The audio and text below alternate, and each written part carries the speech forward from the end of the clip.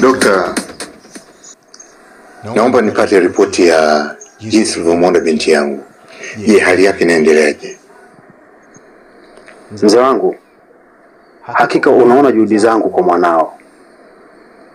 Ila kingine ambacho nimesahau, tuzidi sana kumwombea kwa Mwenyezi Mungu na imani atakuwa sawa.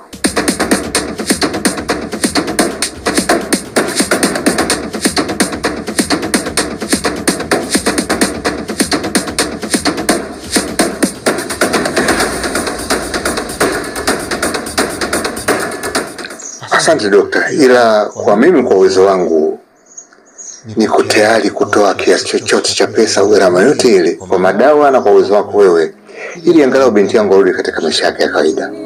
Nakuomba sana dokta.